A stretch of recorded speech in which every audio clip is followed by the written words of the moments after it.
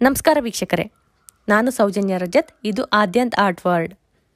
ಸಾಮಾನ್ಯವಾಗಿ ನೀವು ರಸ್ತೆ ಬದಿಯಲ್ಲಿ ಹೋಗ್ತಿರುವಾಗ ಅಥವಾ ಮಾರ್ಕೆಟ್ ಏರಿಯಾಗಳಲ್ಲಿ ಹಸುಗಳಿಗೆ ಹಳದಿ ಬಣ್ಣದ ಟ್ಯಾಗನ್ನು ಕಿವಿಗಳಿಗೆ ಹಾಕಿರ್ತಾರೆ.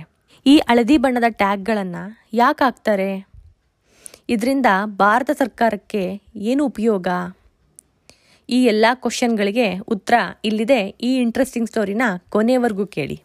ಬ್ರಿಟಿಷ್ ನಾಗರಿಕರು ರಾಷ್ಟ್ರೀಯ ವಿಮಾ ಸಂಖ್ಯೆಯನ್ನು ಹೊಂದಿದಂತೆ ಮತ್ತು ಅಮೆರಿಕ ಸಾಮಾಜಿಕ ಭದ್ರತಾ ಸಂಖ್ಯೆಯನ್ನು ಹೊಂದಿದಂತೆ ಈಗ ಭಾರತ ದೇಶದಲ್ಲೂ ಹಸುಗಳಿಗೆ ಮತ್ತು ಎಮ್ಮೆಗಳಿಗೆ ಪ್ರಾಣಿಗಳ ಆರೋಗ್ಯ ಕಾರ್ಡ್ಗಳನ್ನು ನೀಡಲಾಗ್ತಾ ಇದೆ. ಇದು ಭಾರತೀಯ ನಾಗರಿಕರಿಗೆ ಈಗಾಗಲೇ ಜಾರಿಯಲ್ಲಿರುವಂತಹ ಆಧಾರ್ ವ್ಯವಸ್ಥೆಯನ್ನು ಹೋಲುತ್ತೆ. ಪ್ರಧಾನಿ ನರೇಂದ್ರ ಮೋದಿ ಅವರು 2017ರ ಅಂತ್ಯದ ವೇಳೆಗೆ ಭಾರತದಲ್ಲಿ 88 ಮಿಲಿಯನ್ ಜಾನುವಾರುಗಳಿಗೆ ವಿಶೇಷವಾದ 12 ಅಂಕೆಯ ಗುರುತಿನ ಸಂಖ್ಯೆಗಳನ್ನು ನಿಯೋಜಿಸುವ ಯೋಜನೆಯನ್ನು ಆರಂಭಿಸಿದ್ರು. 2022ರ ವೇಳೆಗೆ ಡೈರಿ ಕ್ಷೇತ್ರದ ಆದಾಯವನ್ನೇ ಹೆಚ್ಚಿಸುವ ಪ್ರಯತ್ನದಲ್ಲಿ ದೇಶಾದ್ಯಂತ 1 ಲಕ್ಷ ತಂತ್ರಜ್ಞರು ಪ್ರಾಣಿಗಳ ಕಿವಿಗೆ ಹಳದಿ ಟ್ಯಾಗ್ಗಳನ್ನು ಹಾಕ್ತಾ ಇದ್ದಾರೆ. ಈ ಕಾರ್ಡಿನ ಉಪಯೋಗ ಏನು ಅಂತ ಕೇಳೋದಾದರೆ, ಈ ಕಾರ್ಡ್ಗಳನ್ನು ಯೂಸ್ ಮಾಡಿ ಜಾನುವಾರುಗಳನ್ನು ಟ್ರ್ಯಾಕ್ ಮಾಡಬಹುದು.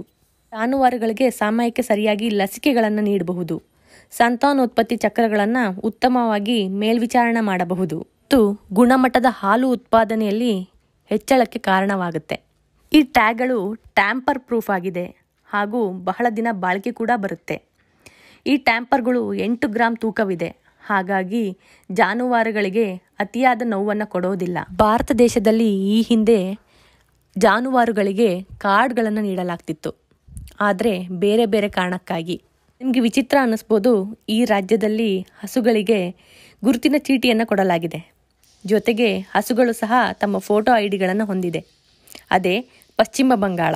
ಇದಕ್ಕೆ ಕಾರಣ ಜಾನುವಾರುಗಳು ಬಾಂಗ್ಲಾದೇಶಕ್ಕೆ ಕಳ್ಳ ಸಾಗಾಣಿಕೆ ಆಗಬಾರದು ಅಂತ ಈ ರೀತಿಯ ಯೋಜನೆಯನ್ನು ಮಾಡಲಾಗಿತ್ತು. ಭಾರತೀಯ ಗಡಿ ಕಾವಲುಗಾರರು ಪಶ್ಚಿಮ ಬಂಗಾಳದ ಹಳ್ಳಿಗಳಲ್ಲಿ ಹಸುಗಳ ಛಾಯಾಚಿತ್ರವನ್ನು ಆರಂಭಿಸಿದ್ರು. ಈ ಟ್ರ್ಯಾಕರ್ ವ್ಯವಸ್ಥೆಯಿಂದ ಭಾರತ ದೇಶವು ಸುಮಾರು 41 ಮಿಲಿಯನ್ ಎಮ್ಮೆಗಳನ್ನು ಹೊಂದಿದೆ ಮತ್ತು ಹಾಲು ಉತ್ಪಾದಿಸುವ 47 ಮಿಲಿಯನ್ ಸ್ಥಳೀಯ ಮತ್ತು ಮಿಶ್ರತಳಿ ಹಸುಗಳನ್ನು ಹೊಂದಿದೆ. ಈ ಯೋಜನೆ ಅಡಿ ಪ್ರಾಣಿಗಳ ಬಲಿ ಕೂಡ ಕಮ್ಮಿ ಆಗ್ತಾ ಇದೆ.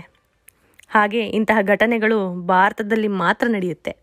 ಈ ವಿಡಿಯೋ ನಿಮಗೆ ಇಷ್ಟ ಆಗಿದ್ರೆ ಲೈಕ್ ಮಾಡಿ, ಶೇರ್ ಮಾಡಿ, ಸಬ್ಸ್ಕ್ರೈಬ್ ಮಾಡಿ. Thank you.